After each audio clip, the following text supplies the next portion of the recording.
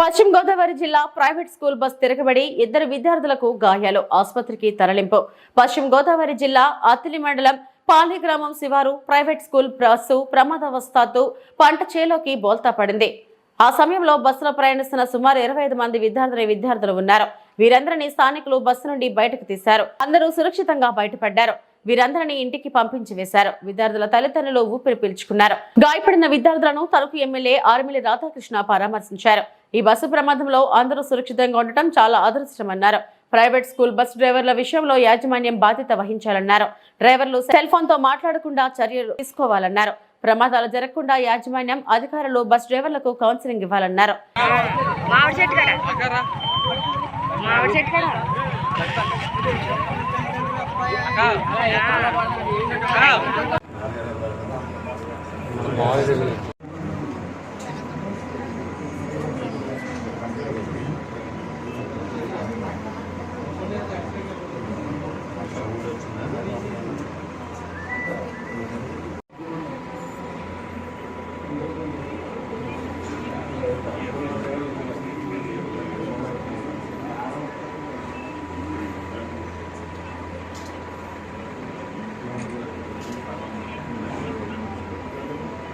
అది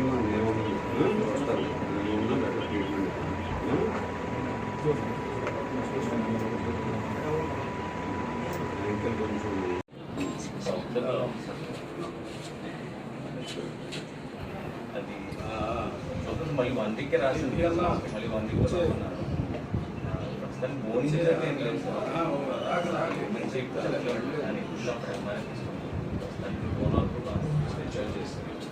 వచ్చేస్తారు మరొకరు వచ్చారు. ఈరోజు అత్తిలి మండలం పాలి గ్రామం దగ్గర తణుకు సాయి విద్యా సంస్థలకు చెందినటువంటి బస్సు ప్రమాదం జరిగి పంట చేనులోకి పడిపోవటం చాలా దురదృష్టకరం. ముఖ్యంగా బస్సులో ఉన్నటువంటి 22 మంది పిల్లలు కూడా క్షేమంగా ఉండటం ఈరోజు అదృష్టంగా భావిస్తున్నాం. అలాగే ఇద్దరికి అందులో కొంచెం గాయాలైనట్టు కూడా డాక్టర్లు చెప్పారు. కానీ వారిని కూడా ఈరోజు ఫస్ట్ ఎయిడ్ చేసి సివియారిటీ లేనందువల్ల వాళ్ళని కూడా డిశ్చార్జ్ చేయడం జరుగుతుంది.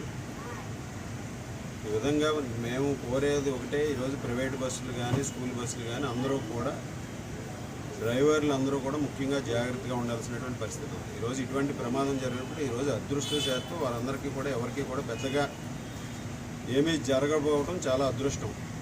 ఈరోజు పిల్లలు ఎవరికి కూడా అందరూ కూడా బయటపడటం చాలా అదృష్టం. ఈరోజు అవన్నీ కూడా పరిగణలోకి తీసుకుని ప్రైవేట్ స్కూల్ యాజమాన్యాలు కూడా స్ట్రిక్ట్గా కొన్ని రూల్స్ పెట్టి అవసరమైతే మానిటరింగ్ పెట్టుకుని బస్ డ్రైవర్లు ఏ విధంగా ఉంటున్నారనేది మేము కూడా చూస్తున్నాం. సగం మంది బస్ డ్రైవర్లు ఫోన్లు మాట్లాడుతూనే డ్రైవ్ చేస్తున్నారు.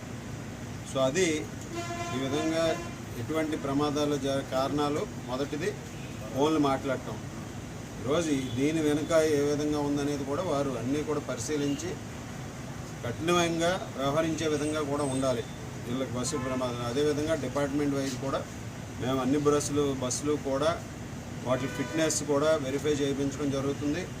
బ్రేక్ కూడా అయిందా లేదా అనేది కూడా వెరిఫై చేయించడం జరుగుతుంది. అన్నీ ఇంటాక్ట్గా ఉంటేనే వారికి అన్ని విధాలుగాను కూడా ఈరోజు ప్రభుత్వం కూడా సహకరిస్తుంది. అంతే తప్పితే ఈరోజు ఎటువంటి బ్రేకులు లేకుండా, లేకపోతే సర్టిఫికెట్లు లేకుండా, సరైన డాక్యుమెంట్లు లేకుండా బస్సులు నడిపితే మాత్రం దాని మీద తప్పనిసరిగా చర్యలు తీసుకుంటామని ఈ సందర్భంగా మరొకసారి తెలియజేస్తున్నాం.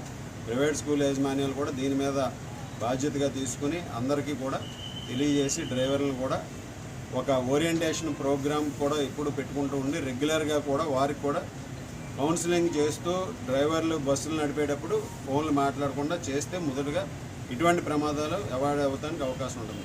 ఈరోజు బస్సు ఏదో జరిగిందని చెప్తున్నారు, ఆ బస్సుకి కట్టలు ఏదో తెగిపోయినాయి అంటున్నారు. అవన్నీ కాకుండా ఈరోజు ఎందుకు జరిగిందనేది కూడా ఒకసారి పరిశీలించి దాన్ని భవిష్యత్తులో ఇటువంటి సంఘటనలు జరగకుండా అన్ని చర్యలు తీసుకోవాల్సిందిగా కోరుతున్నాం. అదేవిధంగా డిపార్ట్మెంట్ వైజ్ని కూడా మేము కూడా అధికారులకి అదేవిధంగా ఇటువంటి సంఘటనలు పునరావృతం కాకుండా అన్ని విధాలుగాను కూడా కఠినంగా వ్యవహరించాలని ఈ సందర్భంగా